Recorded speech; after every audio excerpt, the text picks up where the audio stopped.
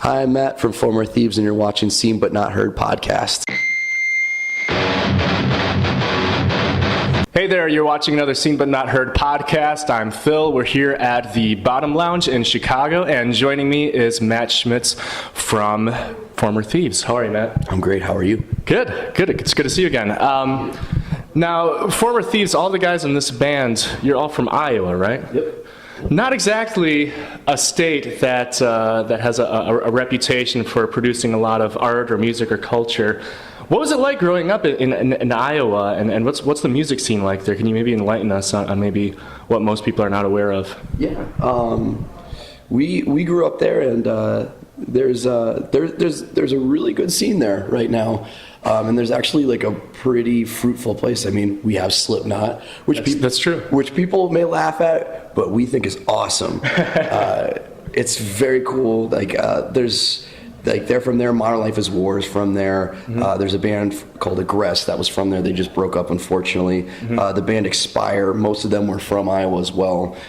It's just a breeding ground for a lot of bands, and being from Iowa, we don't get a lot of tours that come through there. So when you're in a band, you're groomed to have to work your ass off to kind of make it happen. So there's a lot of people there who care a lot about the scene and care a lot about playing music. And so when people decide, after high school that they want to keep playing in a band, they usually just go for it, instead of, kind of half-assedly have a grown-ass man job and then also tour in a band. So everyone just goes for it. So it's really cool to be from there, because, we come back from tour and it's very humbling, to say the least, because you go back there and no one knows really what we do and how we do it or anything like that. And no one really cares. That they're stoked for us. They know that much. But at the end of the day, we get to go back there to the same small town and see our same friends and hang out, and it just kind of recharges us real quickly to go back out and do it again. So maybe there's a lot more there that maybe the rest of the country, that maybe there's a misperception of what's there. Were there a lot of local venues that you guys went to? How did you get exposed to particularly, I guess, hardcore music? Where did you find community in that, and how did you find your bandmates and kind of grow from that? It kind of came out of a lot of spots. A really DIY scene for the most part. All of us have grown up together, known each other since we were in junior high, elementary school. I've known Josh Parks, our guitar player, since second grade, and we started going to shows when we were about 12 or 13 years old, and there was AmVets halls, a place called the Boathouse, which is literally that, a little house on the river, an actual boathouse that you could rent out for $100. Sweet. And have bands play there. And so my brother, who's a couple years older than me, was just going to high school when I was just 12, 13 years old. And his friends started playing in bands, and he took me to a show one time, and Josh's brother as well kind of took him to a couple shows, and they played in bands as well. And so that was the first time I really ever experienced hardcore and saw bands playing, a 90s metalcore style and Glassjaw kind of bands, and covering Deftones songs, stuff like that. So it's very close, but you're on the brim of hardcore. It's kind of there. And from there, when you actually found out that it actually exists within your hometown, you're just blows your mind. Because all you know at that point is MTV and Radio Rock. Sure. And when you find that, it just blows your mind. And then it was such an accepting community. And from there, we just kind of kept going, and all of us started playing in bands, played in really shitty bands together, and and then we kind of all grew up and kind of graduated high school, and we all kept going and started touring in full time with other bands. And basically all of us have played in bands together somehow or another and toured together. And then we all just kind of stopped and decided to grow up, and I went to college for a while and had a grown-up job, and our guitar player was finishing up college. Josh, our drummer, was living in Buffalo playing full-time in a touring band. He quit that band, moved home, started applying to go to school, and started to find a job. And Ben was in a full-time touring band at that point too. And we just decided one day, we were hanging out and talking about the good old times when we used to tour and all that, and realized that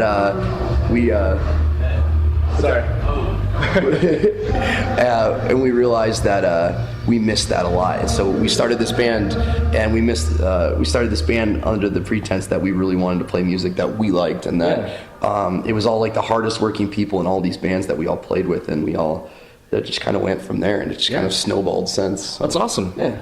Now, when I listen to your music, I hear a lot of Cave In, and I hear a little Converge. When you think about your music, or I guess my question is, are there specific bands that you grew up really listening to and admiring, and are there any specific bands that you think have directly influenced your sound as a band?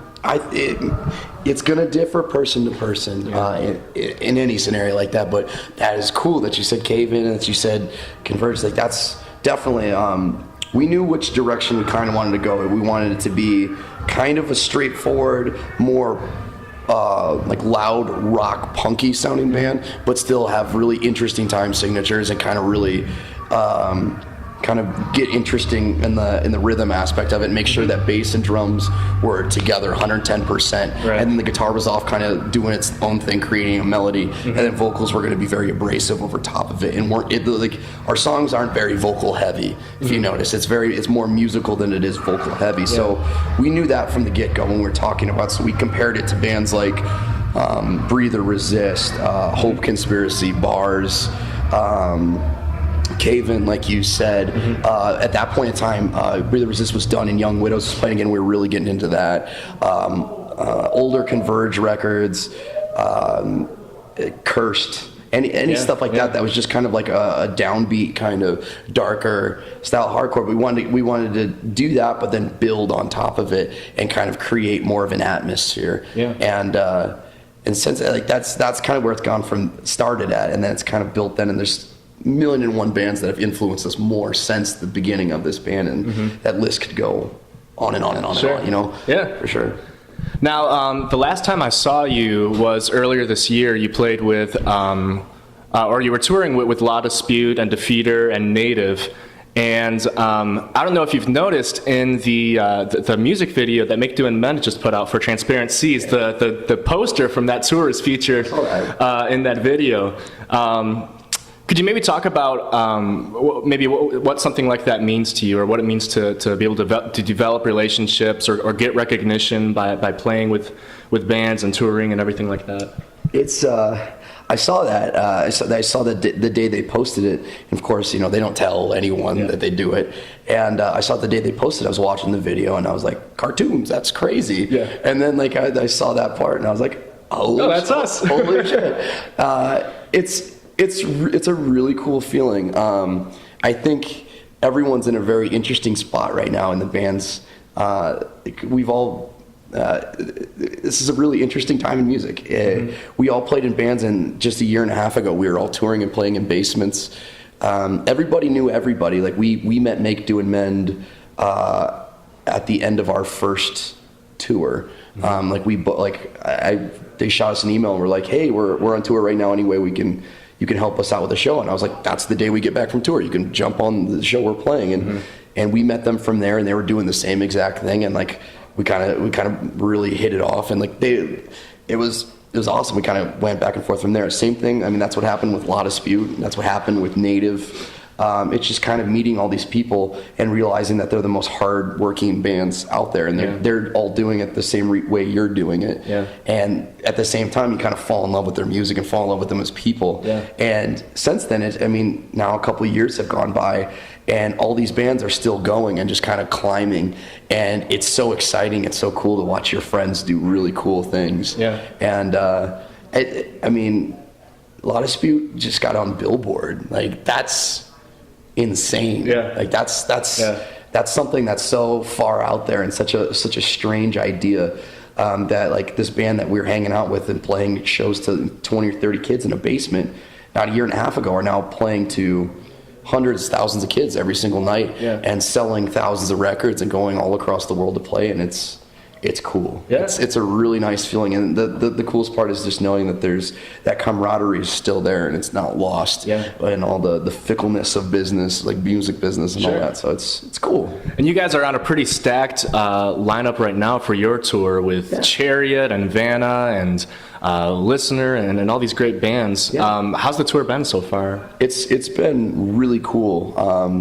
We were talking about this tour beforehand. Every other tour we've ever done, we've known the bands. We've known everyone in them, or most everyone in them, and had some sort of contact with them. This is the first tour we've ever done where we knew nobody. And so we were kind of like, just chatting like schoolgirls for the first like month or 2 months beforehand, and like, what are these guys going to be like? Are they going to be the coolest guys? Are they going to be sweethearts? Are they going to be dicks? Like, what are they going to be? And since the tour started, everyone's been amazing. Everyone's been really cool. Everyone's been super supportive.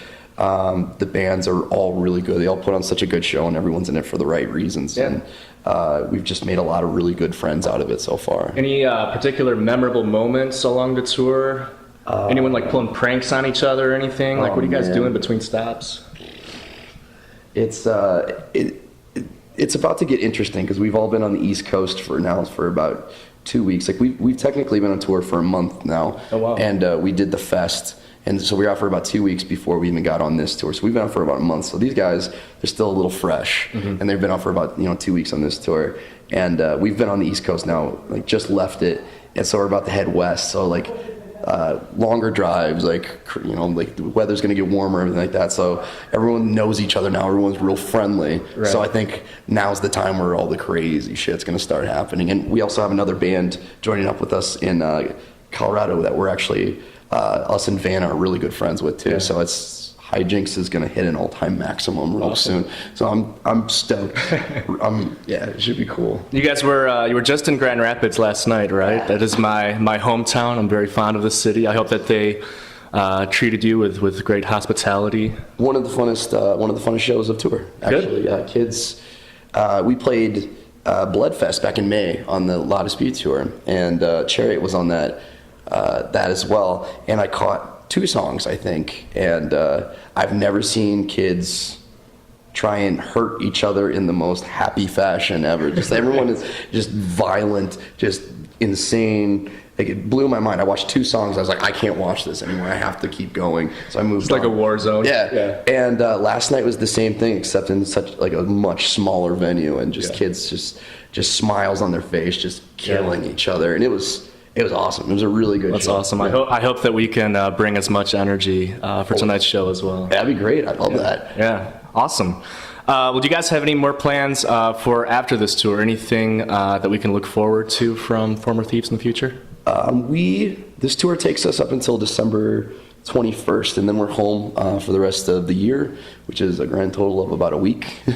And then New Year starts, and we just got done confirming some plans for January, February, March, and it's really big. We're really excited about it. I can't exactly talk about it yet, but you'll find out on Tuesday about one of them for sure. All right. And it's going to be really cool. We talked about it today. Like, we did that interview with Fearless earlier, and we're all getting really giddy about everything, just knowing that like this band that we're in is all of a sudden like taking us to see and like get to play with some of the bands that we really looked up to as kids and still look up to now, and it gets to take us all around the world, and it's very, very humbling. It's very, very exciting to say the least. So that's part of it. So that's awesome. I look forward to it. It's like keeping in a big secret that you can't let out. All I want to do is talk about it. That's all I want to do. I can't yet. So you'll see. I promise you will see. Awesome. Well, we look forward to it very much. I always like to end these podcasts, these interviews, with a chance for the artist to plug anything or just say anything to their fans or anything like that. Is there anything that you would like to promote or share or anything? There's a tour going on in January with the band Xerxes and Code Orange Kids. And it's a full U.S. It's going everywhere, and those are 2 of the brightest and youngest bands right now, and just playing the coolest hardcore. And they're some of the best kids. Code Orange Kids is on Mayfly Records, who put out our first EP. Mayfly Records is amazing. They put out the best bands. They put out the first Xerxes record. They put out Deadhead, which is Mosta Touche Amore. There's a bunch of other bands. He's just so on the pulse of it. And then Xerxes is on No Sleep Records as well with us.